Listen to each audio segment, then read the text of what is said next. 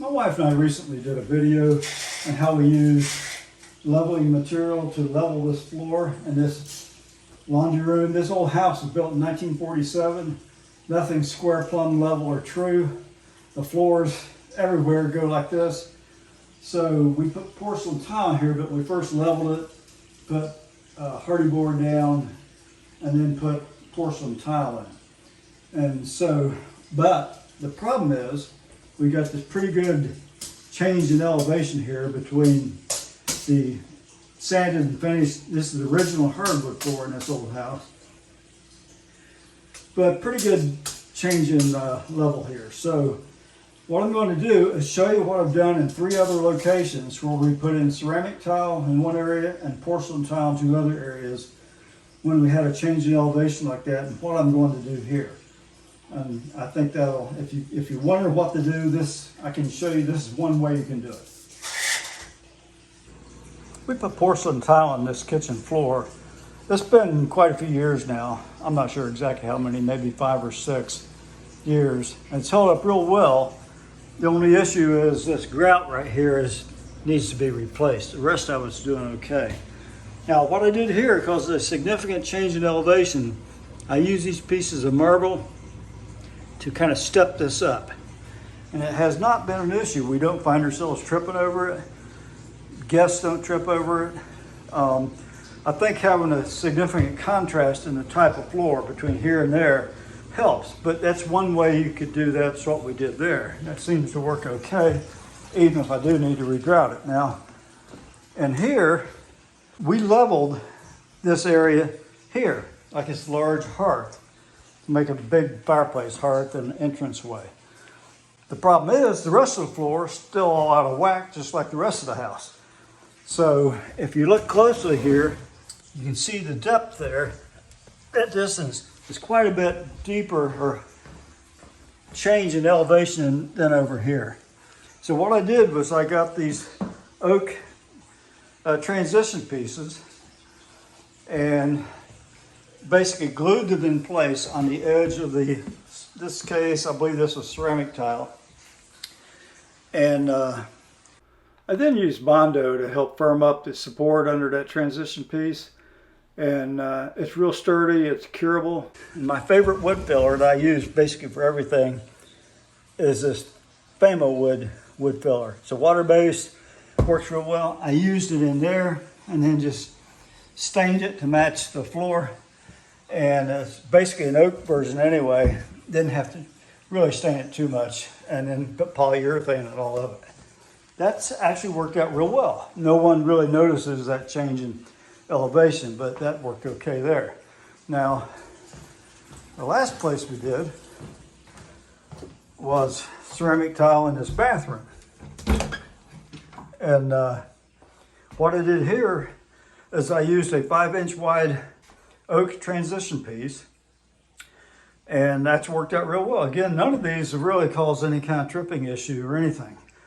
I'm going to do the same thing here. I've already got the piece, bought it off Amazon. I'll put some information in this video somewhere, either in the description or in one of the pop-up displays. But I've already put sanding sealer on it, a water-based polyurethane sanding sealer, and 3 coats of water-based polyurethane on it, getting ready to install it. Now, if you've ever worked with one of these, you know, obviously the biggest issue is what to do with these weird spots like that. Well, if you get a contour gauge like this, you can get that shape and then trace that out on the end of your board, cut it out with a coping saw, and it really is not hard to do. I left a little bit bigger gap on the edge of these than I had originally intended. I think it'll work okay. Now I'm going to do one extra thing. If you look at here, how this fits in here,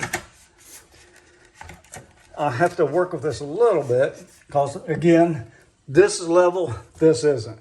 So we'll have to work with that a little bit and make that work. But because we're in here, we're liable to be moving appliances out on a hand truck at some time or another. Be quite a bit of load on this. I'm going to put something underneath here to support that. Maybe some Bondo or some kind of thin set or something like that. Not sure yet, but that's how you can make that transition, and it'll work pretty good. Unfortunately, I wasn't able to capture the video of me actually installing this.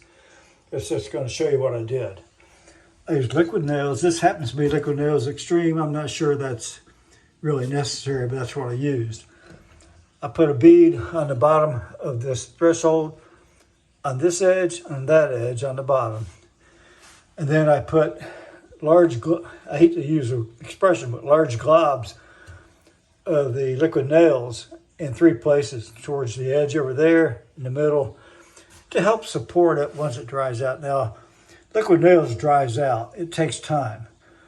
And so, I use this Ego lawnmower, electric lawnmower batteries. They were pretty heavy, and just a couple of small dumbbells there to hold this in place. And I think for getting middle support down under this, something like Bondo that cures quickly would probably have been a better choice, but this has worked out okay. It's not really a problem. As I mentioned earlier in my other remodeling videos, and in this one of our biggest challenges in this old house is nothing is square, plumb, level, or true. We level the floor really well with that Henry Level Pro. So that porcelain tile is level. This isn't. If you look closely, see there's a wide gap there. There is down here. It gets a little wider there. On this side, it's not too bad.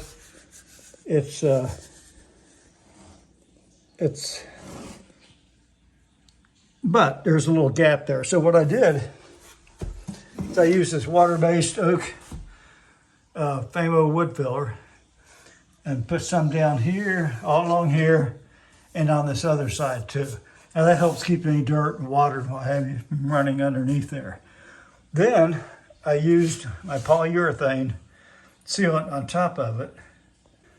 Now, before I installed this red oak threshold, I had sanded it down real well, all the way down to 150 grit, and then I had trimmed this out with using that contour guide. Actually, a drill. In this case, I couldn't find my coping saw, but I was able to do it with a drill and a file. I wish I'd got these gaps a little bit closer, but I think it'll be okay. And then I put the wood filler in, and after I got the filler in, I put some additional, the first coat I put on this was this water-based sanding sealer. And then I put, I think it was 2 coats of this water-based polyurethane on top of that. And once I put the filler in here, I didn't use the sanding sealer. I just put the water-based polyurethane along the edges and put another coat on here and also over there. Looks like it's going to work pretty well. I wanted to have enough coats on here because this definitely will be a high traffic spot. I hope this helps you with your project.